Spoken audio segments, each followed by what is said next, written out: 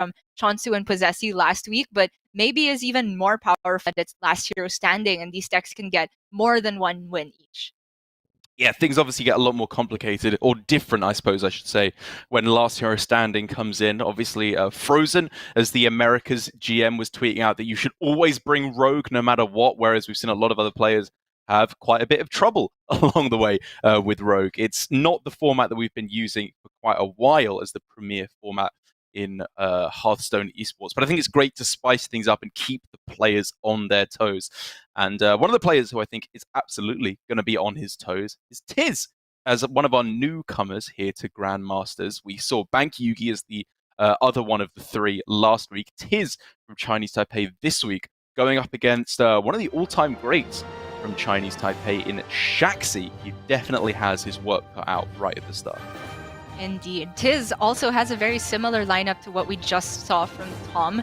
Got word that Tom is currently 8-3 with that Demon Hunter, so absolutely killing it, including the wins during the Swiss portion. TIZS, of course, with Hunter of his own. The list looking somewhat similar to Tom's because he's also found room for an Ooze in there. However, there is no Frozen Shadow Weaver. And of course, in place of the Zoob, which Tom is the only one bringing that, TIZS has a Tempo Mage of his own. So as long as there's that core of the the Soul Demon Hunter plus Warrior, plus two decks that I feel cover each other's weaknesses, I feel like the lineup looks pretty strong. Yeah, I love the different ways that people are approaching the Demon Hunter deck. I think that TIZS has done a lot of things correctly. I really love the Mana Feeder Pantharas in there. I think it makes for a great cycle as well as early development to fight against the early game. From what I've seen, Polkelt has not looked as impressive as people may have originally anticipated. It can do some powerful things, but it's not quite the same powerhouse that it's been in the likes of Galakrond Rogue. Whereas Shaxy, on the other hand, as you can see there with Battle Fiend, Blazing Battle Mage, Demon Companion in his version, he's just playing straight up tempo Demon Hunter with a little bit of a kind of healing twist thrown in there with the Eldraki Warblades. As well. It's a weird take on the deck, but I personally think it's quite interesting. This is definitely a way of approaching a deck, including packages from different archetypes. We saw it with his Rogue before, which had a little bit of stealth, a little bit of secret thrown in there, and now this Demon Hunter has 3 of the usual tempo Demon Hunter cards you might see of 1-drops, Battle Fiend, Blazing Battle Mage, and Demon Companion, but also has Spirit Jailer, which is just a well-statted minion, aside from its upside of also shuffling in those soul fragments. Yeah, the healing twist, as you mentioned, is those Eldraki Warblades in there. So I feel that this is kind of the opposite in how it wants to approach the game plan compared to the Soul Demon Hunter that we saw from Tom, wherein the Soul Demon Hunter wants to put down very minimal minion threats and then use that as a decoy to get all your weapon damage face. This one I feel is reliant on sticking a couple minions, but has the weapons as a backup plan. Yeah, I think that it probably helps itself in a couple of the matchups. You're probably going to be slightly more favored against Warrior, I'd have to imagine, because you can just go super aggressive, which gives you a chance to win the game before they can find all of their bombs and all of their armor gain as well. But given that he's banning out Warrior, even though I like the idea from Shaxy here, I'm not sure if in practice it will necessarily work quite as well when you're likely to be facing down a lot more of the aggressive decks like Mage and the Weapon Rogue. I think you'd rather have the more control-y removal version of Demon Hunter. But it'll definitely be cool to see. And I also think there's another very interesting couple of decks he's got there. Even his Priest, just as a Galakrond Priest, it's got some really weird inclusions in there. He's taken out Breath of the Infinite. He's got the Pyromancers in there instead. The Wand Makers, he's clearly a big fan of that card. Yeah, I mean, Shaxy's the guy who was bringing the Tempo Priest. That was a 1-week inclusion. Before Cube Priest, there was Shaxy Priest. So if I'm going to see anybody with a weird priest list, I'm not surprised that it's Shaxy. But on top, there's also the Druid that he'll be starting off the match with. It's not Guardian Druid, but it is Malygos. Not to say that this deck is completely unheard of. We have RDU bringing it over in the European region. But I wonder if this deck is consistent enough to have it as a last hero standing pick where you want to pick your strongest counter queue every single time. Well, he's clearly been cooking up something weird in that kitchen of his where he always seems to play. Love to see new backgrounds here. TIZS, clearly a learned man. with all those many books behind him. I'm not exactly sure what kind of books those are. It looks like university text to me, and some of them look quite heavy. How can you tell they're so far away? I can't read any of their spine. They just look meaty. That doesn't look like a fiction novel. I guess that's fair. Well, we are going to start off with Tempo Mage versus Shaxy's Malygos Druid. Overgrowth, you always want to see that. Breath of Dreams, already solid for Shaxy. What he is running in terms of Dragon package is relatively light, though. It's Malygos and Ysera over at the top. Yeah, I think, personally, in the Malygos versions of the deck, if you're going to be running Breath of Dreams, you want to either throw Alexstrasza in there for a bit of extra late game, or one inclusion that I really liked along the way was Crimson Hothead. I thought that was a very clever way to get both the Dragon activation for Breath of Dreams and a bit more early game protection against aggro, which you are quite weak against. And if you're playing a deck where you get Breath of Dreams in the starting hand but throw it away, I'm very skeptical right from the get-go. I have to agree. And of course, because there's so few dragons, I don't disagree that if that's the deck you're running, do throw it away. But I mean, you brought up the point then, why are you running this version of the deck? However, it's not just Malygos Druid. It still has that very powerful Guardian Animals plus Beast package thrown in there, and Shaxy discovering a second Overgrowth and being able to curve ramp into Guardian Animals is still the ABCs of any Druid on ladder you'll see, except Gibberlings. I agree. It's looking very good here for Shaxy, all things considered. TIZS, however, does have the kind of hand that can get things done. Drawing 3 cards right at the start. Wait, make that 4 right at the start of the game. He is looking very likely to find Apprentice, Mana Giant, some way of exploding onto this board and actually posing a reasonable threat that the Guardian Animals won't necessarily be able to overcome. Oh man, there was an option for Shaxy to go. He doesn't want animals that turn? That was very strange to me. Yeah, I guess you can make the argument that going Ysera first and then Guardian Animals in order to draw the dragons from your deck. But there's not often been an opportunity where I throw away Innovate Animal Guardians or Guardian Animals as soon as possible. Yeah, especially since at the minimum he could trade away 2 of those spell damage minions and then makes TIZS' most scary play of Coin Ras a lot weaker. Shaxy, on top of that, is running double Lake Threshers, so it's likely that he clears the entire board. Right. Very patient from him here. We'll have to see if it will pay off, but TIZS does have one more turn to breathe at the very least. I mean, the main thing for me was just for days. It was just how quick it was from Shaxy. It felt like it didn't even see the Innovate in his hand before it already made his play of going for the Wild Growth again, or the Overgrowth. It certainly felt that way. And despite us saying the ramp into ramp play lends itself to Ysera, I still kind of want to play Guardian Animals here. Just to get that board presence and threaten the Mage as soon as possible. Now that it's the turn where there's enough mana that the Sorcerer's Apprentice plus a bunch of the spells plus Mana Cyclone turn becomes scary, then the Ysera makes a little bit more sense. But I can't help but feel like it was a missed opportunity to not play it 2 turns ago. All in on the spell damage here goes TIZS. If he can stick this board, which I guess from his perspective, it's reasonable to assume that there isn't a Guardian Animals in hand, then Raz coming down on the following turn, maybe a Mana Cyclone. This is looking very winnable for TIZS right now, even having faced a double Overgrowth. And be careful with his positioning as well for the Lake Thresher. A while ago, the Solarian was in the middle, and now he spaced out his spell damage minions. However, Shaxy will be able with all of them. If the Thresher goes into second minion, and the Teacher's Pet goes into the right boost minion.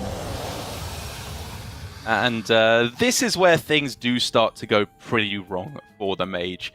It's already approaching the situation where he's going to have to cheese out a bunch of freezes and hope that that can be the win condition along with Mana Giant, because this board is incredibly difficult. And he does have the Rays of Frost, but he doesn't have the Apprentice. If that were in hand, this was still not unwinnable by any means for the Mage. Well, by that metric then, is it coin Arcane Intellect? Is that his best bet of winning the game and just saying, I'm so far behind anyway, that he has to hit it? It just feels bad to use coin that way. There might still be a chance here to just go Ray of Frost plus the Mana Giant here and potentially stick that. Or even if it doesn't stick, it would take some trades from Shaxy.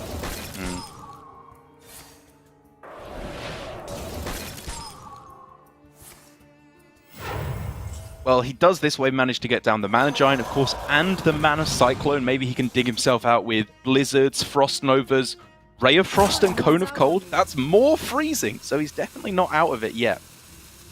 Yeah, the Ray of Frost is very significant here. Not necessarily for this turn, because his has already frozen enough minions to protect his Mana Giant, but this way he's protecting the Cyclone as well, potentially, and getting that side quest a little bit towards completion. Yeah, we're getting that Shaxy's hand spectator issue sorted out as soon as we possibly can, but there are few draws that could get him in a super favorable position, however. But Guardian Animals, which came off the top, we'd have to imagine, is the absolute dream. There is almost nothing that can beat this hand from Shaxy. This was the absolute, complete and utter dream. Yep. Manages to pick up dragons as well. The Nosdormu appearing all the way on the other side from the Nethrandamus. So now this Cone of Cold is not even freezing both of the 8/8s necessarily. TIZS needs a miracle. I don't know what it is other than consecutively generating Frost Novas into a box at this point. Like, I think it is probably time for Shaxy to stop here, but if he wanted to, he could go Bloom, Innovate, Omu, and then Moonfire, Overflow. Like, he could just completely carry on, draw most of his deck at this point. Obviously, with board space issues, you probably want to slow down on drawing too many portals, but just disgusting. This is Druid at its absolute best, and nothing beats it. Shaxy did set up well over lethal anyway, so I also agree that it was time to stop there instead of risking overdrawing the portals. This quest done, but that's pretty much it. Yeah, pretty much has to sack in the Mana Cyclone just to stop the cleave effect from being able to take out most of the dragon as well. And it's close to lethal. I think if you're Shaxy, you can take this as an overflow turn and chill. He's even going to take the value trade. It's just disgusting. I'm not sure about the value trade here. There's something to be said about putting TIZS to a lower health total that maybe your Malygos can get the rest of the damage through if you get Frost Nova. But there's also the chance that Shaxy would fill up his board like this, so it's not Malygos would come down next turn anyway. Really, the only thing he has to be scared of is Frost Nova and Blizzard generation. Yeah, exactly. And even then, he's just got so much taunt in the way with just this Teacher's Pet. It's so difficult for TIZS to get through and deal anywhere near enough damage to close things out. Not only that, but TIZS's generation of these other spells and that big ol' whelp is kind of clogging up space, and it's too expensive to free up for the evocation to give him more chances at Frost Nova. So I think we have to see Apprentice if there's going to be any chance whatsoever of TIZS digging himself out of this one. Now we, of course, have Evocation. Who knows? Maybe that can generate a puzzle box off of some kind of the spell generation for him to be able to go for it in a couple turns' time. TIZS starting off with Evocation at the 5 mana count. I wonder if he is supposed to start with the Arcane Explosion there, give himself one more space, but he was clearly also accounting for Blizzard as a possibility. So he wanted to have that one extra mana free. But it is not going to get there. Yeah, TIZS throws in the towel, and Shaxy with a disgusting Druid draw, quite frankly, even throwing away Breath of Dreams from his starting hand, and still ending up gaining 4 mana crystals before TIZS had really started to do anything whatsoever. And so with his remaining decks of the Priest and the Demon Hunter, I think TIZS is going to be in a tough spot if Shaxy is drawing hands anything like that for the rest of the series. Yeah, it's true. Among TIZ's lineup, the most aggressive deck he had was the Mage, it seems like. And definitely to beat seems like the more common strategy to pressure them down before they get to the big Guardian Animals turn and just put them to a low health total while they're busy ramping. That's not something that Priest and this Soul Demon Hunter are necessarily good at doing. So it's going to be tough for TIZ to climb back. It will indeed. We'll have to see if he can do it, whether he can get his first win on stream of Grandmasters up against Shaxy. Definitely going to be an uphill climb, though, now with the Druid once again being able to be played by Shaxy, given that this is last hero standing. We're going to find out if TIZS can turn things around, though, after this short break. We'll be right back.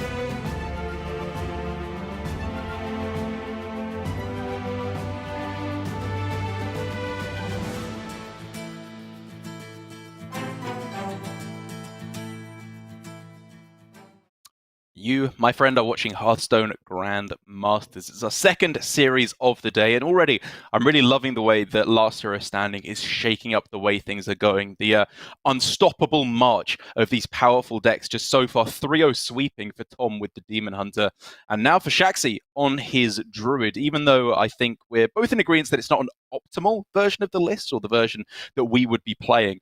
It's still just Druid. It can do Druid things, which is a tall order indeed for TIZS to turn around. But you were potentially trying to identify a weak spot that the Druid may fall into against the Demon Hunter. That's right. When I was looking at TIZ's remaining decks, which are Priest and Demon Hunter, to queue up into Druid, my first instinct was maybe Priest because that deck at least has a chance to curve out every so often, maybe stick an Apotheosis. And what we're used to seeing is singular big minions is what Druid sometimes has something with. But looking at Shaxy's list a bit more closely, because he's finding room for Malygos, Geppetto, and the Breaths of Dreams, he has had to cut something, and the main thing that I'm seeing is the Crystal Power not in the list anymore. So there's actually limited ways for Shaxy to heal and possibly get out of the range of a bunch of Marrow Slices, Soul Shard, Lapidaries. So maybe TIZS, if he can just get a very aggressive weapon-oriented curve going, can race Shaxy that way. Very possibly. I think that's definitely the best chance he's got. It's the weapons, and for me, really, it's Magtheridon. That is what you are looking to get down as soon as you possibly can, because believe it or not, Druids kind of struggle with dealing with 12/12s, even when they get down an early Guardian Angel. Angel? Well, it does certainly feel like a Guardian Angel. Where did that come and from? How it completely makes you immune to all the evil in the world when you get a bunch of animals down. However, Shaxy has not drawn any ramp. He has, any permanent ramp. He has drawn double Lake Threshers, and that's definitely one of the best minions you want to get rushing down to completely clear off the board. And TIZS has started off with a decent presence of his own. I mean, I tell you what I'm seeing. I'm seeing a turn 4 Guardian Animals right now. That's the real headline here. Whether or not it's permanent ramp, the point is he can get that down nice and early. And like you say, the Lake Threshers is kind of annoying because he won't be able to clear off as much stuff. But the important thing is that he will be able to get down, most likely, the Twilight Runners and draw instead. Yep, and that's going to make things very complex for TIZS. Worth noting that because of this whole dragon package, there's also not any room for Survival of the Fittest, and that card as a whole has fallen out of favor because Kael'thas has been nerfed. And so there are ways for TIZS to deal with boards. They're not necessarily all out of range anymore. Shattershard Mystic plus some support can get things done. Blade Dance could help pull TIZS back, but it's already going to be as early as this turn that he'll have to deal with a board. It's possible, right? He's clearly thinking about it. It does make the mana curve awkward, it's got to be said, because next turn he's looking at 2 mana available. In my opinion, however, you do not care. We don't care whether or not you're missing next turn. The point is, Guardian Animals is so powerful that he can just Hero Power next turn, Lake Thresher on turn 5. He's already winning by miles. Yeah, I think it makes a lot of sense. The alternative is, holding back, and then he goes for the Guardian Animals and then can bait out a Lake Thrasher in the next turn. So it's just deciding between whether he wants to take the dead turn on that next immediate turn or the one right now. And by doing the one right now, Shaxy's actually baited out more resources from TIZS and has bought himself a better trade. I guess that's fair, but at the same time, like, the Guardian Animals would have been on board, so the Kane would have had to have just traded in anyway, and he would have still been in a pretty good spot. I'm still kind of the opinion that I would have liked to have seen the Guardian Animals as soon as possible, just to present the most annoying threat. And while that is very painful for TIZS, he does at least have a way to deal with the first half of the Teacher's Pet and the Twilight Runner. And interestingly enough, while I was talking about Magtheridon being the biggest threat that the Druid really struggles to deal with, I'm now seeing with Shard Shatter Mystic on this turn to clear things up, and then double Soul Shear into Polkel, importantly putting Sociologist Militia on the top of the deck. This could be a board full of 3/3s in 2 turns' time. I completely agree with you. That curve is looking perfect, and that's why you see TIZS overcommitting damage there to deal with the Salet's Pride. Yes, he could have hero powered, but he wants to go for Soul Shear that turn and use the entire 6 mana for Polkelt Soul Shear, and then just get the biggest militia he possibly can. And is allowing him just that line of play, and he goes all in for it. And this is, for me, why Shaxy's ordering was a little bit strange, is not only did he miss the immediate Guardian Animals, he didn't have Lightning Bloom in hand at the time when he made the decision, so he wouldn't have been able to get down the Lake Thresher on this turn 5. And now that he has Lightning Bloom, if he does want to get down the Lake Thresher, he's working with 4 mana next turn, which means he can't really do anything unless he wants to stick a Germination, which sounds pretty awful. Yeah, that was my mistake. I miscounted the mana when I was arguing for Shaxy's line a while ago. He does have the Lightning Bloom Lake Thresher into Innervate Lake Thresher as a curve now. Okay, true. And it's not terrible. It's not awful.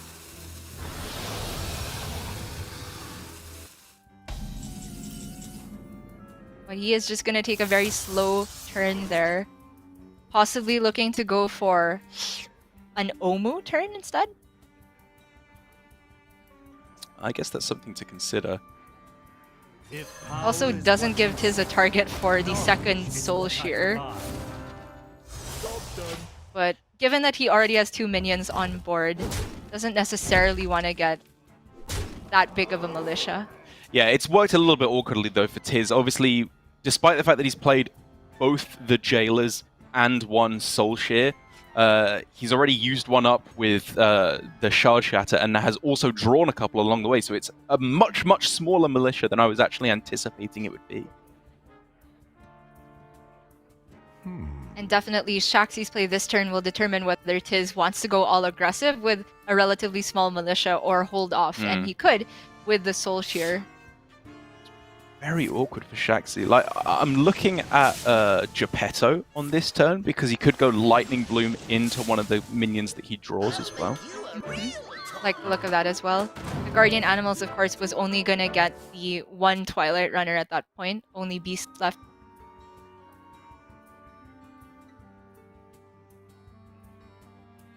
Time waits for no one.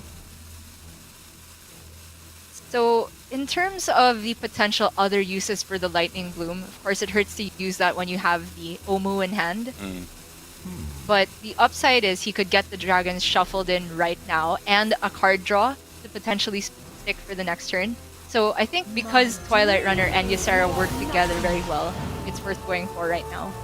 Absolutely agree. It's not even like his next turn is dead. He still has Lake Thresher.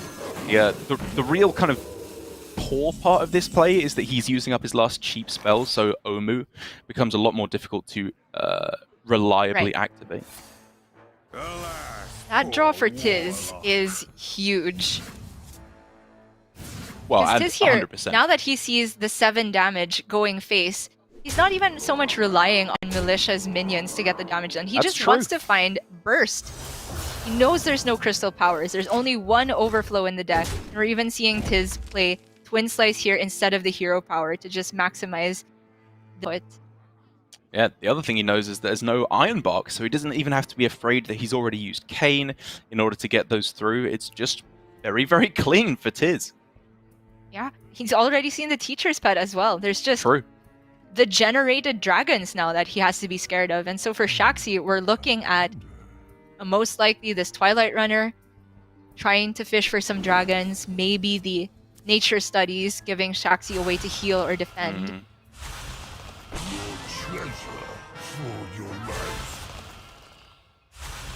And he needs heal pretty much because double Glaive Bounce will be able to go face here even in the face of a taunt being generated. That's why we saw TIZS go for Twin Slice last turn instead of Hero Power, so now if Shaxy just uses his Hero Power to create the double Glaive Bounce to face means no additional attack damage is needed for TIZS.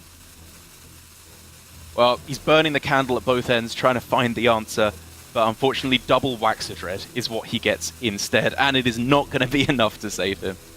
Yeah, I mean, he gets a pretty good Iron Bark Germination play. True. That's a lot of taunts, but because TIZS set up that damage last turn, double Glaive Bound is going to be GG.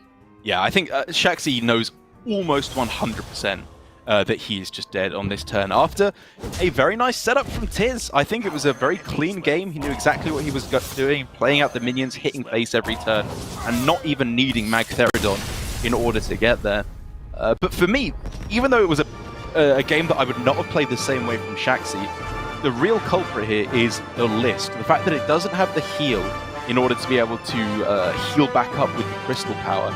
And also just the kind of halfway build that he's got, where it's not doing either part of the deck especially well. He doesn't have enough dragons to ramp with Breath of Dreams, but he doesn't have like quite enough of the classic survival of the fittest druid stuff to be able to pop off early.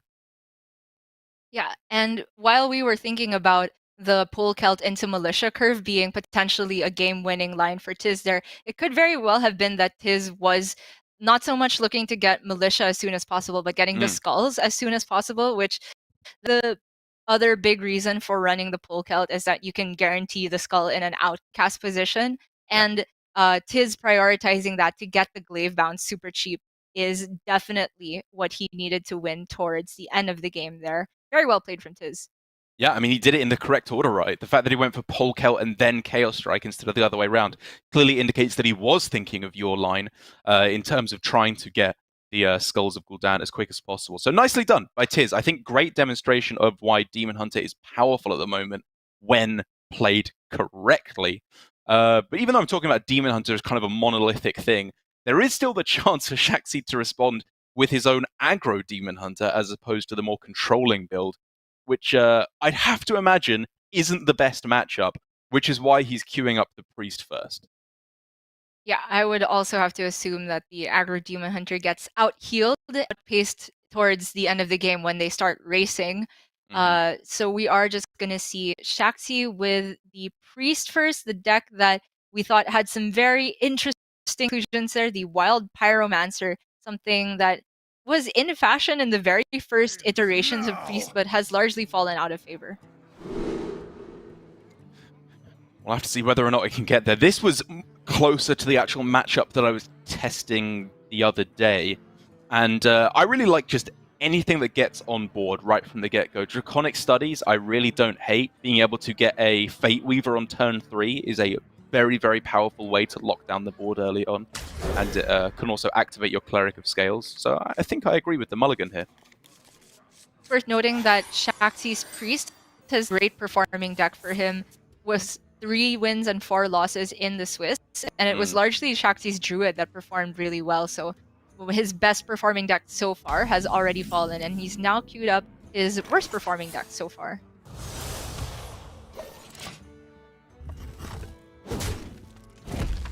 A far less impressive start for TIZS, it's got to be said, on this game, but I don't think that's the biggest concern against Priest. The main thing that you're trying to do is just hit them in the face every turn whilst using your removal to clear off their minions in the meanwhile.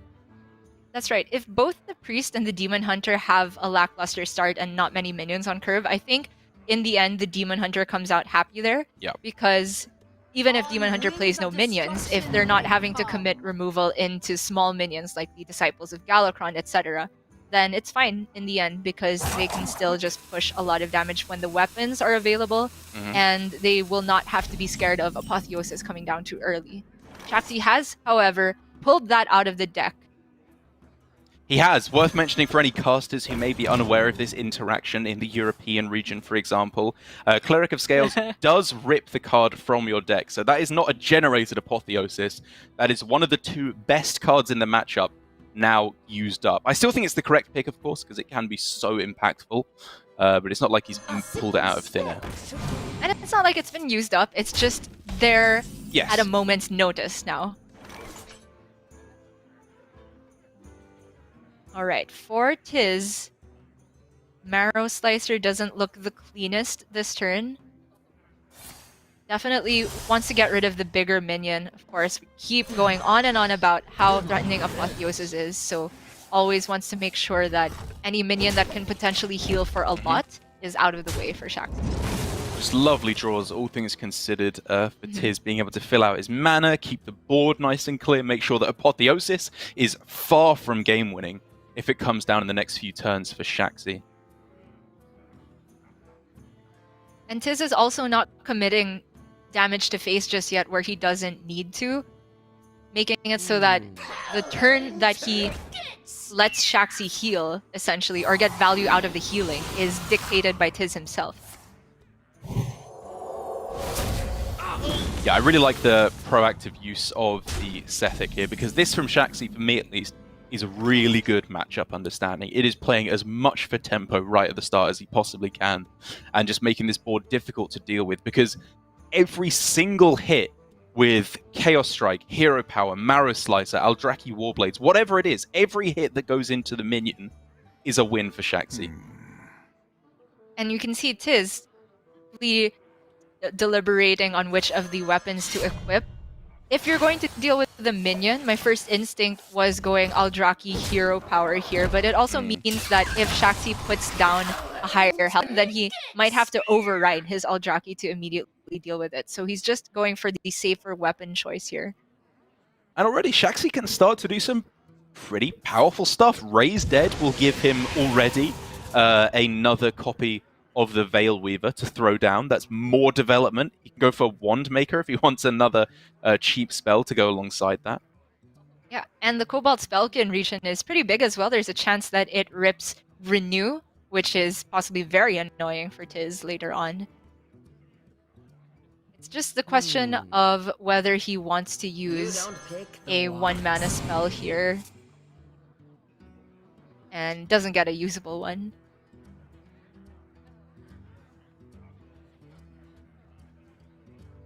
However, it really feels bad to use Apotheosis like this, knowing that it's the minion that you heal with will put you back to full health, and then TIZS can weapon it and not get any additional healing for Shaxy. So it could even just be another Sethic just for tempo. That was the real decision for me. It was whether you go Sethic or heal, because you got to bear in mind that heal most likely does nothing. You know, your opponent's probably just going to attack into the 2-3 anyway. But if you play out the second Sethic and they go for the Soul Shard Mystic, Shard Shatter Mystic, hardest thing for me to say, then you're just absolutely devastated. Most of your presence has been used up on the board, and Sethic can also generate you a fair bit of healing later on, which is absolutely disastrous if that dies. Alas, poor warlock. Definitely feels bad to go that wide, but when you leave only 3 minions on board, it also feels scary to Blade Dance. Ultimately, though, I like that TIZS prioritized card draw here because he knows he can't afford to be going all face yet if he leaves a bunch of minions up because of, again, Apotheosis. So he is looking for a way to clear the board at the same time that he starts putting pressure on. Goes for that skull first and picks up the Lore Keeper once again. So we could be seeing a Militia come down in the near future. Yep, could be a big deal, especially having shuffled in a few of the soul fragments at this point, but not a huge amount.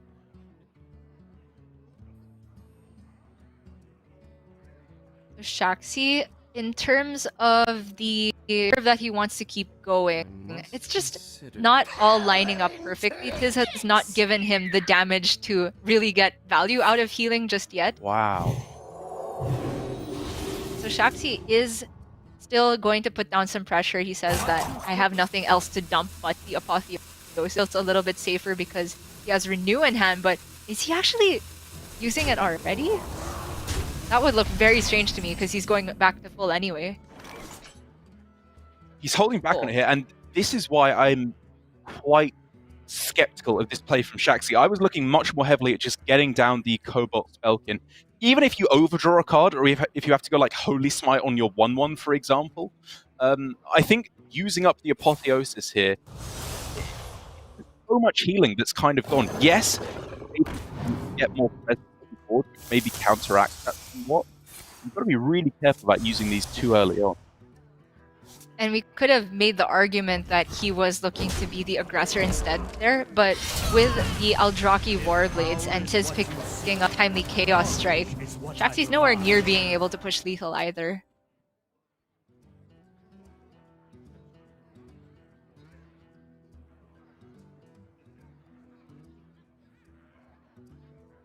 As for other cards that he would want to get rid of, the Aeon Reaver plus a trade can deal with the Polkelt here if he likes. It seems kind of slow, but it is a clean usage of that alongside Holy Smite to get rid of the Panthera. Yeah, I think you probably want to start using any targeted spells that you're going to do at the start of your turn, right? So that you can maybe hit yourself the proactive buff spells that are so powerful in the matchup. Right. Okay, going for Wave of Apathy instead to get some value trade. So it's looking like he wants to get the Spellkin down instead. I have no problem with that. And he can end with Circle of Healing to not overdraw. Got back the 2 spells he used that turn. what are the odds? 1 in 13, of course. There's just no other fraction exists in Hearthstone. Not to me. Well, Militia doesn't seem like it draws that many 3/3s out at the moment, so TIZS can keep that cycle going if he likes. It's getting slightly scary in terms of leaving up minions on board, though. How so? And, because he's unlikely to deal with anything at the moment. Right. Anything more than one minion, I should say. But that Shard Shatter makes things a lot cleaner. It does, yeah. It definitely makes things a little bit cleaner for the moment. The real problem is now that Shaxy has entered the late game. All of a sudden, Plagued Proto Drake is really, really difficult for TIZS to deal with. Yeah, and he could go over the top with the Kayn, but he's not set up lethal soon, so the Proto Drake might get several attacks in. And this is where I'm actually starting to come around to Shaxy's line of play, because I was saying earlier that he used the Apotheosis too aggressively, which I think is still an argument that holds some water, because he could have just gone with the Cobalt Spellkin instead. But he does, of course, end up in this situation where he's going super aggressively now onto the board and can just continue to represent a lot of damage. And TIZS is going to rip that Magtheridon combo now, and very likely end up ahead on board, but that's still a problematic 7-drop that the Proto Drake spits out. And if you're TIZS, committing the Glaive Bound here with any mana remaining makes a lot of sense here. It's just that the way the Skull discounts work is that he wasn't really able to parcel out expensive undiscounted minion plus Skull minion in the same turn. It came out all of the discounts at once, and now it's a bit difficult to get all the rest of TIZZ's damage down at the same turn. It's going to take him some time. I mean, if Shaxy can find Apotheosis here, this Pyromancer can start to go absolutely absurd. He can go Pyromancer, Apotheosis, Shadow Word Death, and Holy Smite, and just completely clear the board, and gain like 10 health or something in the meanwhile. Or he could just rip the Apotheosis on the Boom and Shadow Word Death the Magtheridon. What's even better? I don't know. I guess going for it on the Dr. Boom is pretty good, just because it's, again, a difficult minion for TIZS to be able to deal with. He's shown that Magtheridon is really the best big clear he has. I like this a little bit. He can't necessarily remove the Glaive Bound easily this turn. You could just Wave of Apathy and make it a non-factor. Or still just go with the Pyro plan. It's a different way of approaching it. Alright. And I think a very, very nice deviation from Shaxy from the line I was thinking of. And now this is extremely problematic for TIZS. He is running out of damage. But at the same time, this is the clear and the swing that he might have needed. He's able to clear off the board and finally get these hits to face. The weapon swings coming through. Huge amount of damage already. And next turn, being able to get down Glavebound into Soul Shard Lapidary, into Kayn. It's power turn after power turn. I definitely spoke too soon in saying he was running out of damage. I was assuming that one of these hits was going to go into that Dr. Boom, but the Blade Dance was huge there. Shaxy has to think about this a little bit carefully, but he can just go for the clear on the 5/5 with the Aeon and then go for a steal and set up a taunt in the way. He would take the damage from Raised Dead though. And it's tough because I think he can very reasonably assume that he can win the game without casting Raised Dead, so he doesn't really want to have to play it if he can get around it. Yeah. We could see him go for, again, Wave of Apathy to neutralize most of that damage and just Mass Resurrect. True, which as well. Potentially puts back the Boom, the Proto Drake, and TIZS himself is down to 11. Your mind is not Kind of like that line, but of course there's that failure rate of reviving smaller minions. This, however, does not set up a potential lethal for Shaxy. Yeah, it of course puts the pressure on TIZS to once again find the board clear.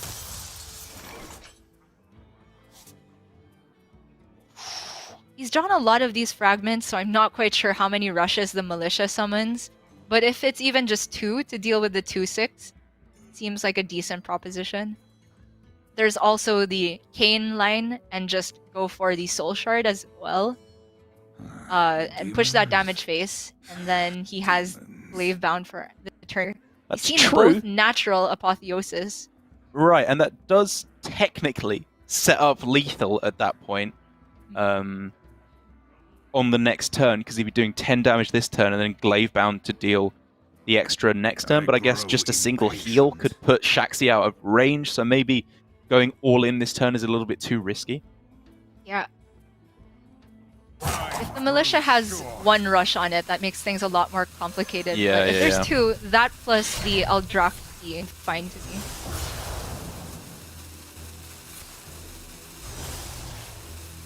Okay. So he is apparently going to trade into the taunt here, and he can also just set up the Glaive Bound to potentially stick. He's just straight up fighting respect for board.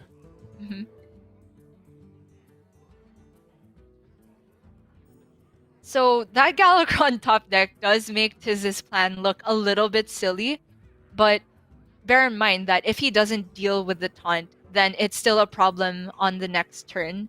It's either a problem this turn or the next. The Kane can only get 1 round of your damage through, but as we're seeing it, TIZS had 2 rounds of damage he wanted to go face. And so he had to deal with the taunt at some point, because as we fleshed out, going over the top there, Shaxy would just have to heal once for it to not be lethal. Well, no matter what's coming down this turn, I like starting with the Renew here just to see what other options can be found.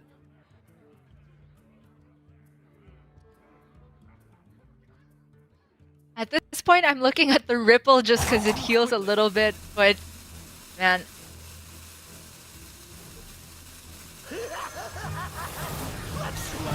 Okay, Wave of Apathy used a bit more aggressively here, and Shaxy putting down his big minion instead. Yeah, that did seem better than Galakrond because he would hardly have any board presence if that were the play.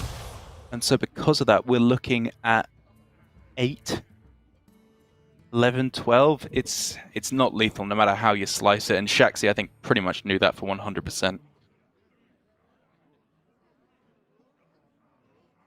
But because TIZS' Militia is most likely very lackluster here, True. TIZS can't continue to fight for board instead. Well, obviously this is a lifesteal weapon, so TIZS can afford to leave the Blastmaster Boom on board in terms of his own life total.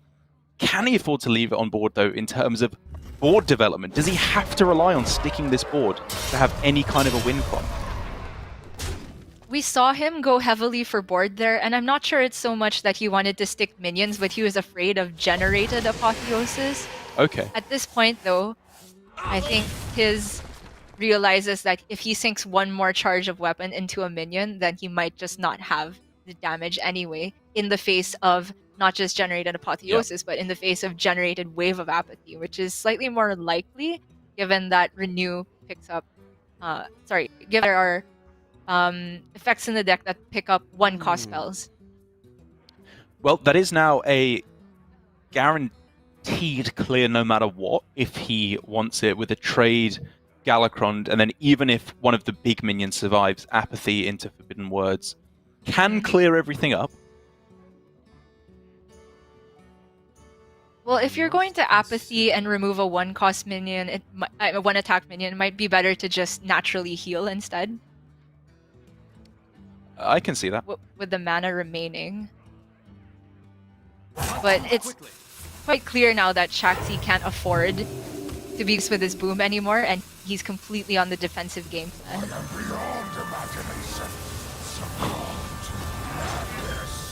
Okay, just gonna go for maximum chance of getting rid of a big minion here. And he's holding on to Apathy instead because I have to imagine he's not seen the Militia is what he's thinking of. Yeah. And he doesn't have a strong answer. Like, being able to go for Resurrect plus Wave of Apathy is pretty powerful. Yes. pretty much TIZS' last push here in terms of burst that remains. There's this Cane, Whoa. but he's used Lapidary. Oh my god.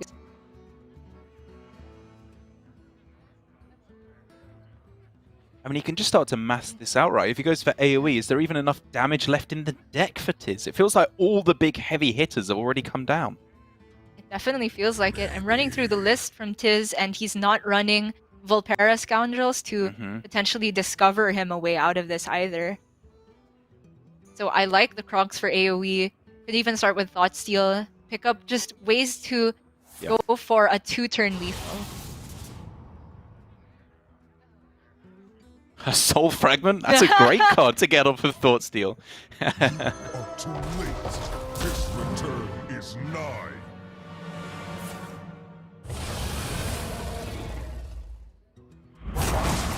Now, for TIZS, is there a way he can stay alive to potentially get these hero powers to connect face enough times? It seems highly unlikely. Well, he's alive, right? For this turn and very possibly the turn after as well, he is technically alive. But the damage just isn't there. We're looking at very few cards left in the deck now. Yeah, not that one, that's for sure. One of those cards being a Soul Fragment as well. It looks like Shaxy has managed to weather the storm. It was so scary there in the middle, just Lapidary after Marrow Slice, after Lapidary, after Glavebound coming down. But it's always such an awkward and risky dance that you need to play as the Demon Hunter of how much damage you send into minions, how punished you get by Apotheosis. I agree, and I think it was very, very cool seeing Shaxy play this deck in a different way to the way I was playing it. It's, again, definitely not the wrong way he's playing it. I would just not have approached the matchup in the same way. I prefer trying to save the Apotheosis for slightly more powerful swing turns. But his approach of just saying, I have to lock down the board no matter what, that is the key to the matchup, I think has a lot of merit in the way that you try and just tempo the Demon Hunter out of the game. And even though he came very, very close to dying at one point there, he was just about able to turn things around. And it's a very back and forth series that we have now here between Shaxy and TIZS. Yeah, I have to say, while we mentioned TIZ's most difficult decision point was towards the end of the Marrow Slicer damage he sends into minions, for Shaxy it was very much in the early game, which is when he had that handful of 1-cost spells and Apotheosis. He had a chance to dump any of those cards, but he chose Apotheosis because I think he knew that there was a good chance he could pick up the second one, and if he managed to go for the huge healing swing of the second one even once, that's enough to give himself time, because it's very likely that you manage to get the 8 to 9 burst healing immediately, then your opponent might have to heal yourself for another 9 in the way of removing it. And this, I think, is a great spot to talk about what I personally love so much about APAC, because from the other regions, you know, we sometimes get a bit of lip about some of the play that we see over here. But one thing that I will say is that with these very difficult to play decks, these control decks, the weird matchups, I absolutely love the different play styles that we get here, because with the Tempo Mage, we were seeing the players play it completely different to any way that I'd seen it. And talking to some of the other GMs, I was talking to Muzzy, saying I never would play it that way. But I don't even necessarily think that means that either player is doing it wrong necessarily. It's just kind of too difficult to necessarily figure out. And I think it means that we led to such human games where there's so much of the artistry of the player coming into their playstyle. Whether or not you agree with the player, it helps the game evolve and move forward as you see different approaches. I will say, though, that I don't even hear that much lip from other regions' GMs about APAC. I hear it from the other regions' casters. True. Very, very true. But we'll see. I mean, we'll show them. So now, jumping into our potentially final game of the series, if Shaxy is able to take the win. TIZS thinks his best chance at counteracting this Galakrond Priest from Shaxy, I suppose if you could call it that, without any invoke cards in the deck. His best chances with the Highlander Priest, of course running Zephrys and Dragon Queen Alexstrasza. And I think in general, I kind of agree with him. I like I like the side of the Highlander Priest here, having that little bit of extra oomph with Zephyrus and Dragon Queen, which you're very likely to find over the course of the game. I mean, TIZS thought he had a better chance with the Demon, just the only deck he has left to play. Oh yeah, of course. Sorry, the other way around. Yes. However, I do think that Highlander has a lot of game in there as well because he can generate tons of value towards the top end and maybe get the better Galakrond Priest towards the late game because of inclusion of Dragon Queen Alexstrasza.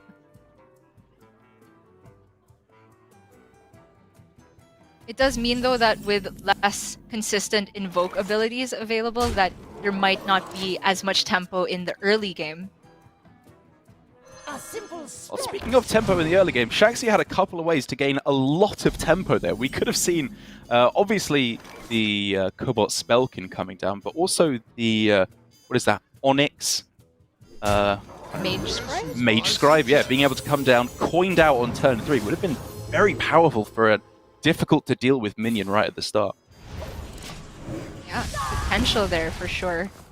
And speaking of power plays, TIZS gets down that early Zephyrus, Raise Dead, waiting in the hand. That's it. He's just scared of potentially Shadow Madness if it were to steal the Zephyrus from the pool. But Yeah. Shaxy's list, he does not appear to be running a Shadow Madness naturally. Yeah, when I asked Grandmasters, or I guess anyone who cared to give their opinion on Twitter earlier this week, why players seem to prefer Highlander over regular Galakrond Priest, the main answer that I got was, if you draw Zephyrus and Raise Dead, you're pretty much going to win that game, because TIZS is able to go for a very liberal use of Zephyrus right at the start for Shadow Word Pain. It is not how you would typically use it in these control matchups whatsoever.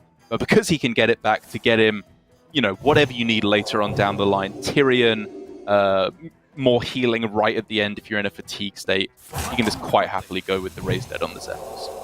And Shaxy, I feel, was digging for a way to just deny the Zephyrus from TIZS' res pool, and if not deny it, then he did not want to play a minion so that TIZS couldn't put it in there immediately. Shaxy targeting the Ooze as well, so that Raise Dead was not going to be threatening for the immediate follow-up turn. Getting to the point, though, where the more he ignores the Zephyrus, it's just getting an extra 3 damage every turn. Yeah, I don't think that's the biggest fear here for Shaxy. He has plenty of healing to be able to counteract it. I think the main benefit that he gets by ignoring Zephyrus is TIZS is just, tempoing out more and more minions. Eventually, it's going to be in a state where it's, what, 50-50, maybe a 1 out of 3 to resurrect the Zephyrus, which is fantastic for Shaxy, because that's what he wants to avoid at all costs. If only he could kill the Spellkin so easily, though. He had used generated Shadow Word Pain, and now we're looking at potentially just the Mage Scribe coming down. Or Spellkin of his own.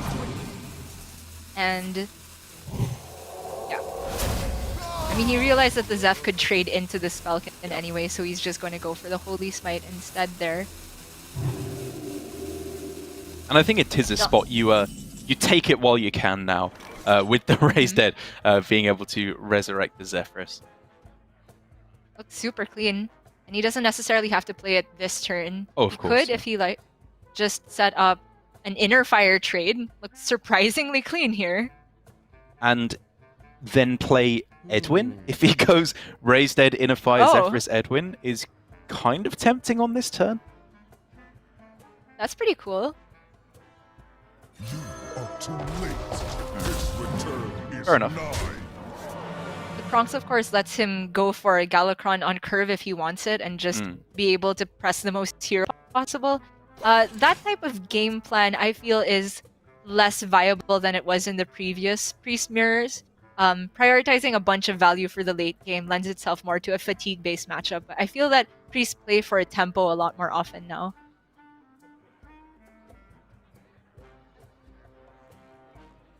So for Shaxy, the Apotheosis springs out because it can just let him take a nice trade onto the opposing Spellkin. And problem of Kronks remains, so he's gonna go digging in TIZS' hand instead.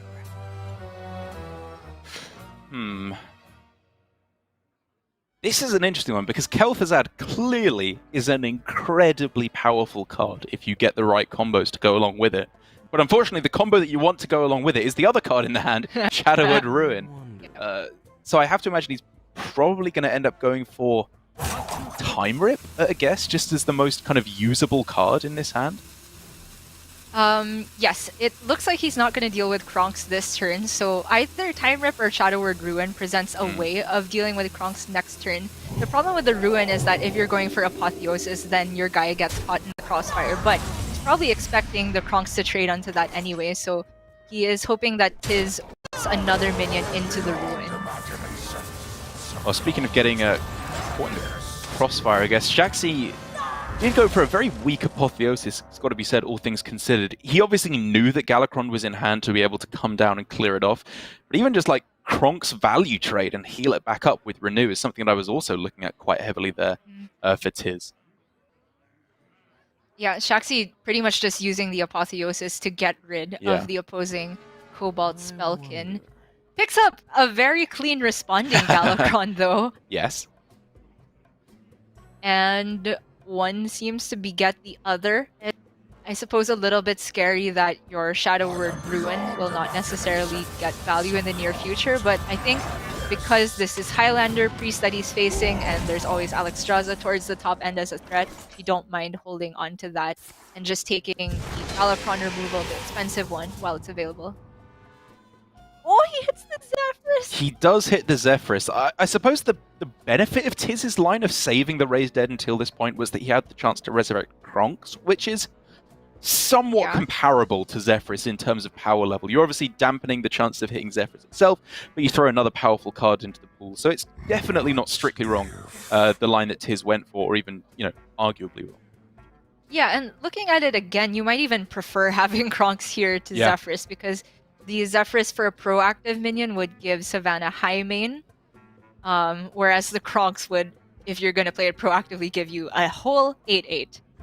I mean, you could finagle it into giving you, again, a powerful Edwin on this turn with Sethek into Renew as well.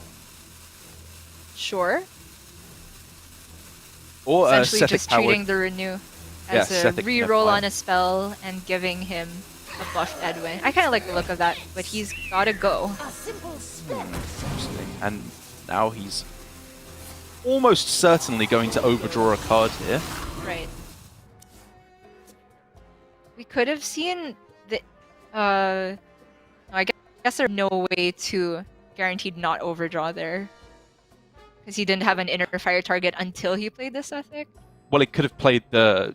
Oh, the Cobalt first and then miss first, draw. yeah. I mean, it was a little bit messy. I can very much understand why he wants to hold on to Zephyrus. That part I'm not upset about at all, because a big minion now is fine, but he, of course, knows that Shaxy took a card with Madame Lazul, so he may have got Time Rip, he may have got the Shadowword Ruin. That's not too bad. It's just the overdrawing here. I think it was roping out at the end that got into TIZ's head.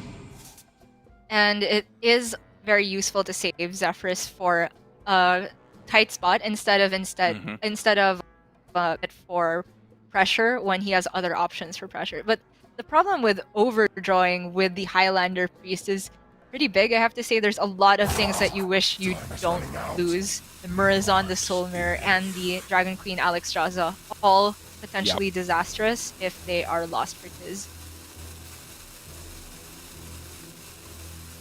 As for Shaxy though, this isn't a great way to deal with a Sethek that turn, which is extremely annoying. And he's just going to dump the Apotheosis here. It's Apo number 2, if I'm counting correctly, which is not absolutely crucial in this matchup as it is against some of the more aggressive decks or against Demon Hunter, but it's still a pretty big deal. You know, if you are getting through to any kind of a precarious health position, very nice to have. And TIZ, a great overdraw from his perspective. Breath of the Infinite, not very relevant whatsoever. And he can end the turn without overdrawing because of that Wave of Apathy. Let me change your mind. Very clean here. Didn't even have to use the Time Rip. Shaxy is in quite the pickle right now. Yep. gorgeous play there, use of the Cabal Shadow Priest. It's obviously a lot weaker in general than Cabal Acolyte, but if you're playing the Highlander version, the benefit of getting Zephyrus and Dragon Queen, I think it does definitely start to outweigh the losing some of the power combos that the regular version has. Well, speaking of the Acolyte, Shaxy can get it down here and steal right back his own Cobalt Spellkin. True. But the Sethic on the other side remains a problem. It's just giving his additional value. And while I said that this matchup is a little bit more tempo-oriented than it was before, this has played out a lot more in terms of a value game. You can use that Holy Smite to deal with the first half of it, but the Embalming Ritual is extremely annoying. The thing is, if you want to talk about a value game, Shaxy's doing a pretty good job here of developing some extra spells with the Sethic Veilweaver. But TIZS on the following turn can absolutely pop off. Like, if he could fill up a 30-card hand, I reckon, if he had enough space on the following turn with Gift of Luminescence, double Renew. Oh my, yeah. It's only hand size. That's the only limit here for him. Just needs a nice Valdris Felgorge somehow developed for him. Picks up the most proactive minion development he can go for this turn, but I'm eyeing this Kel'Thuzad. Ooh, true, yeah. And I suppose if it resurrects one minion, would you say that's above or below average? I feel like you should take it while you can. I'd say that's average. You know, you're unlikely, I think, to hit much more than that in the Priest matchup, where they're not playing many high health minions. Oh, high attack minions, I should say. But in the end, it is a Cabal Shadow Priest that TIZS is going for in terms of just prioritizing tempo here above all else, denying his opponent these resources, which I think in a deck that doesn't run Plague of Death is a pretty good way to go about it. Shaxy is going to struggle to wrestle this back. Absolutely huge to steal a Reborn Taunt minion here. It's very annoying, and while Shaxy gets to maintain his one threat on board, TIZS is saying, I don't care if you get the healing as long as I maintain my board, and then he has, in very numerous ways, to deal with this 5/8 the next turn. A plethora of ways. Not to mention, the Shadow Word Ruin that Shaxy took is clearing as many minions from himself as it is this turn. True. So, can this Cleric of Scales pick up anything to make this a bit cleaner? Even double Holy Nova is a little bit short of dealing with these 5 health minions. It's tough as well, because you have to start thinking about Elucia as well. Can that get you any kind of AoE? Not really. If you look at the deck list, it's taking up a lot of his game time, though, very much considering it, because the rope is just about to start burning, and he hasn't even started to deal with this board. It might just be a soften up the board play instead. You can go for Holy Smite Nova to finally deal with the Sethic, at the very least. Okay. That's decent. That allows him to clear some of this stuff up. Yeah, does look like he's going for that hero power. And while this does look very awkward, I think it plays to what Shaxy's hand is telling him to do, which is dump towards your Elucia turn instead. Oh, yeah. And, I mean, now for TIZS, you have to be looking at Kel'Thuzad on this turn, right? Like, oh, yeah. Mind Flayer, Kel'Thuzad, plus Shadow Word Death was insane on that turn for just maximum tempo. But in the end, he steals it, which keeps the buff and the lifesteal intact.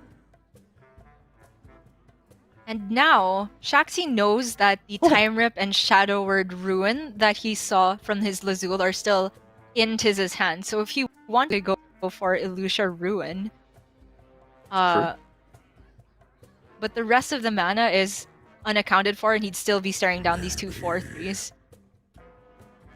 So it definitely looks like his initial instinct was the Onyx Mage Scribe plus his own Shadow Word Horror to get a couple of extra pre-spells as well. Or Shadow Word Ruin, sorry. And your instinct was Murazond, I assume? That's definitely where I was leaning at first, yeah. But it's a little bit too risky, I think. Yeah. If you miss the mind control, yeah, he could very well just be dead.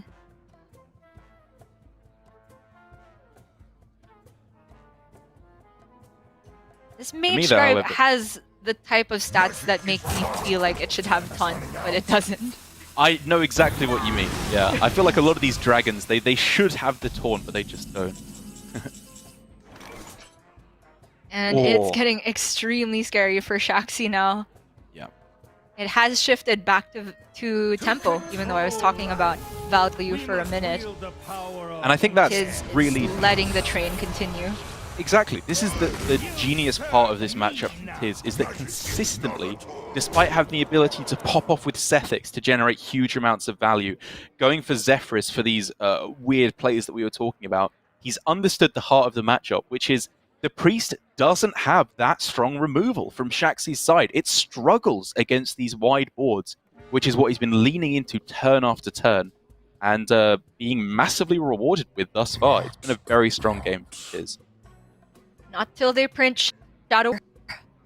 It's just too annoying for Shaxy at the moment. Digging for exactly the Soul Mirror, I suppose, to give him a better way of dealing with things. But even then, it's a little bit short of dealing with both the Kel'Thuzad and the Mage Scribe. I have to just do it plus Radiance, though, to survive on board. The alternative being Mirazond, which isn't that great. Skeletal Drake as a taunt is very likely to just be mopped up by whatever it may be from TIZ's hand. Yep. Yep.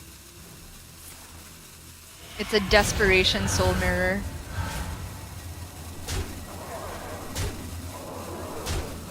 Because he knows that priest removal isn't great, it's unlikely that the Elucia would give him a solution either. Zephrys used every single time it's returned to the hand, TIZS dumps it immediately. An Elucia of his own now for TIZS if he wants to start messing with all of Shaxy's nonsense on the other side. TIZS wants to create space in hand so he can get the full value out of this Mage Scribe. Oh my god, especially given that he could go Gift of Luminescence, right, to get another 2 spells on it on the following turn. It's too much. Too much value. This is first world problems, definitely. If I'm TIZS, I'm looking for lethal here instead. That is that lethal now? So close. Gift of Luminescence a little bit short as well. Digging for Zephrys. Hits it. Oh my gosh. What a way. Fury your heart out. To end that game. Pick your poison there in terms of ways to take out Shaxy. And I think they're such a great demonstration of 2 key factors there. Is number 1, why the Zephrys Highlander Priest is being chosen with regards to the mirror up against the Galakron Priest. And also just how to approach the matchup. That was a masterclass. Yeah, it was just onslaught of value after value. And we can go back and rewind and look at possibly Shaxy's use of Apotheosis. TIZS managed to put him in spots where Shaxy was using his more expensive sources on relatively small threats. And then towards the end, TIZ's medium-sized threats just could not be answered. And I'm not sure if this is the usual outcome we might see from Highlander Priest, but I think TIZS knows very well about how to parcel out the threats. Definitely feels that way. However, one matchup that I think he will be decidedly less comfortable in is definitely going to be against Shaxy's one remaining deck in the aggro Demon Hunter, pretty much the only one that we are looking at across the board here. And I think with good reason for the most part. Generally, people are starting to catch on to the power of Demon Hunter, but players have been going for the version with the removal and the weapons to go face, whereas this one is a lot more old school in its approach. Indeed. It's worth noting, though, that with all of these weapon package and a bit more top end in the deck, there's no more room for beaming sidekicks in here, so Breath of the Infinite is extremely threatening. Same with Holy Nova to deal with the old package of minions that Shaxy's running. Not to mention, just starting off on the play with a 1-drop. It's always been problematic for a Tempo Demon Hunter to deal with.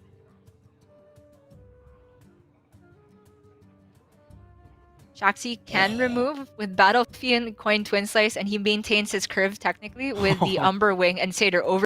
His curve, my goodness. It's just Clash of the Titans. Like, this is the best hand against the best hand on both sides.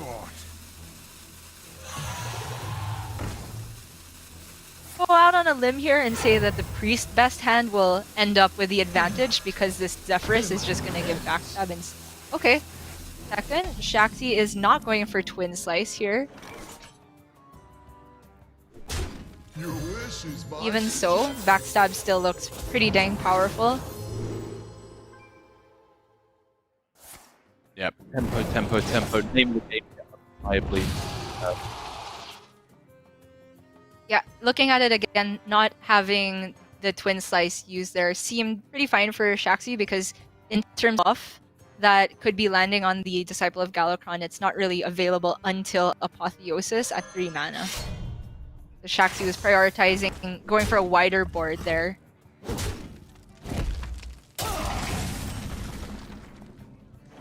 Now, however, oh my. That's a bit dirty from TIZS. Oh my goodness. Zephyrus, of course, not going to die this turn, but because the Apotheosis is landing on it, Shaxy definitely has to kill this off, and then TIZS can just resurrect it alongside the Disciple of Galakron. Pretty much blow away all of Shaxy's early threats.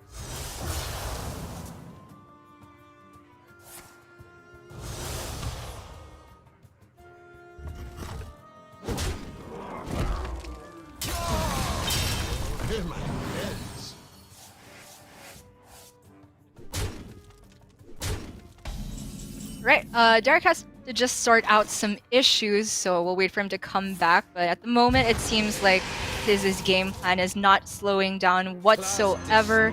Zephyrus returned to the hand, but not going to be played just yet because TIZS just sticking down the Gatling as a 3/6 is very annoying for Shaxy to have to deal with, and that's just going to summon a 4/4 every time TIZS puts down a minion. Yeah, that's right. Even though in a there was a slight leak, I suppose you could say, in a recent tweet that the Hearthstone page put out, where it showed an earlier version of Disciplinarian Gambling that summoned 5/5s instead of 4/4s. Still very, very powerful though here, if only as a 3/6. And when you combo it with Shadow Madness, Zephyrus the Great, whatever it may be alongside, it's just looking like already a very, very tough spot for Shaxy. He has to commit so many resources to deal with this, and it also means he's skipping on the Satyr Overseer turn. He knows the Zephyrus is there for TIZS, and it's just beginning to look like everything is slipping away from Shaxy. There's still the double Skulls of Gul'dan there towards the top, but you generally want that to keep your gas going, not so much to pull you out from behind. I like the look of holding on to Zephyrus here. There's argument, actually, I suppose you could say, of going for an Edwin here just to try and push back on... Oh, no, wait, sorry. It's working about the mana. Just adding 2 to his hand randomly. But I guess the point is going for a aggressive Zephyrus is something to consider here when the rest of his hand is already so powerfully reactive. Yeah, I think it's fine, especially since he's at such a healthy life. He could just play Dragon Maw Overseer and just buff up his Disciple to a reasonable threatening health level as well. Yep. Okay. Good top deck for Shaxy. Both board presence and removal. A lot of ways this also kind of operates like a Glavebound Adept. Yeah, that's the kind of draw we're looking at for Shaxy to be able to turn things around. Obviously, Skull of Dan as well could be used, or Mana Feeder Panthera. He's going to need something extra, basically, here to be able to get the job done.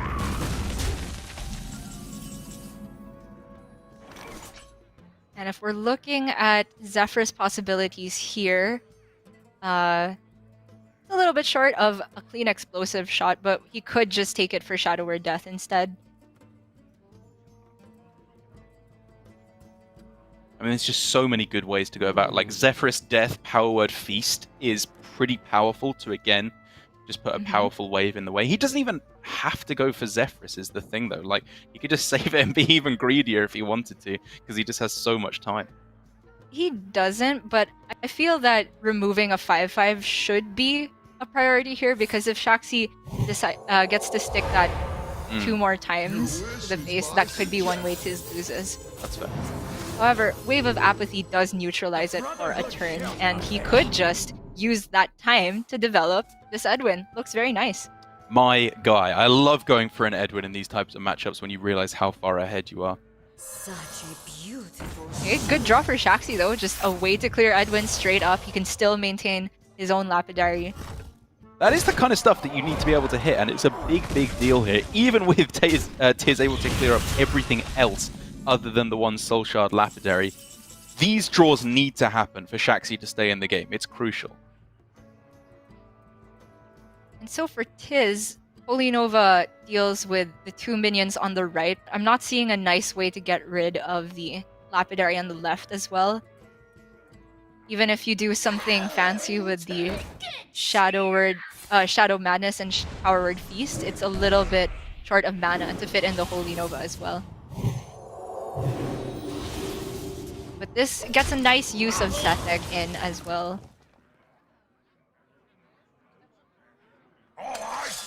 Okay, that was the draw Shaxy needed to get into this. He's gonna save it though. I think he was making the read that TIZS had a difficult time dealing with those 2 small health minions. So he's hoping that there's not Holy Nova to deal with this next round. The future is Well, he can now have perfect information about how live Shaxy is in this game, even with a Holy Nova obliterating most of the board. Demon Hunter finds a way. Is he alive though? Okay, at Marrow Slicer. There's a chance. However, he can't play both of them at the same turn. I feel like the skull needs to come down first, because the Marrow Slicer is not giving him additional board presence, which is what Shaxy kind of needs at the moment. Pretty decent set of draws, though. Gotta be said. So I like starting with the hero power and then Panthera, and then he can decide, depending what comes off the top.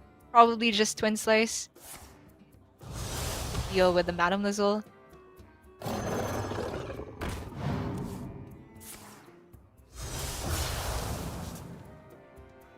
And keep the damage coming face. Go ahead and equip that Marrow Slicer to end the turn. Yeah, very nice ordering.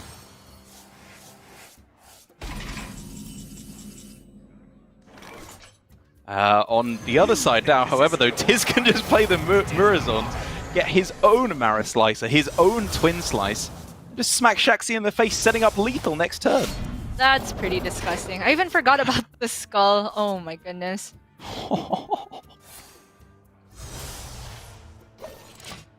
Even ripping the Twin Slice immediately, getting the mana usage out of the way. And Wandmaker cannot discover an outcasted I-Beam for healing, unfortunately. That just works. Yes, unfortunately. If it gets like another Twin Slice though, is that lethal? 10... Oh! Wait a minute! Oh! That's lethal! Looks like he's shocked. What? I would not believe it either. What? Is it really? Oh my god! Oh my god! What? Shaxy, wide open mouth. I can't tell if that was a shocked Pikachu face or if he was yawning at the end there. I can't tell. I've never seen like two halves of a face that are so mismatching. His eyes completely dead, nothing going on there, and yet sheer aghast horror at what had just happened there. That was insane. I couldn't even comprehend that it was close to lethal there. The Ultras off the top certainly looked, but it just kind of reminds me of the old days of Wargleaves of Azeroth, the now Marrow Slicer. The torch has been passed on to it, and it just deals so much damage so quickly. I forgot how good Ultras was. It's been a while, Derek. I was half a second away from just declaring TIZS the winner there. That was so over right from the get-go. It was like the perfect draws, one turn after the other. Lapidary skull, into an insane skull, into the perfect play of clearing off the board, allowing his Lapidary to go face on the following turn. I think TIZS made absolutely the correct play, just setting up lethal for the following turn as well. It had to be such an unlikely series of cards. for Shaxy to have any chance there. This man is destined to be world champion. There's no other line. I mean, it just felt like he'd for 99% of that game. It was just at the very end where the rug was pulled out from underneath him. And while I do agree that as we were looking at it, it looked like TIZS was making the right plays every single turn, I wonder if he could have fit in a hero power at some point, maybe try to find a renew. I don't know, but I do not fault him whatsoever for not accounting for that possibility of draws into the amount of damage. Yeah, I don't think anyone could have anticipated exactly that outcome there. Even, or least of all, I should say, Shaxy himself, who I think had no faith at all in his endgame there. But he played it out and is our deserving winner, going up to the upper bracket match now to play against Tom. We do, of course, have to give Shaxy, I think, more than a moment there to get his jaw back up to the rest of his face in order to continue with his match against Tom, because that was one of the craziest ends to a series that I've ever seen. So without any further ado, we are going to go to a short break, allow Shaxy to get ready, sort out his ban strategy up against Tom. But when we return, our winners bracket match to determine who is going to the semi-finals on Sunday. We'll be right back.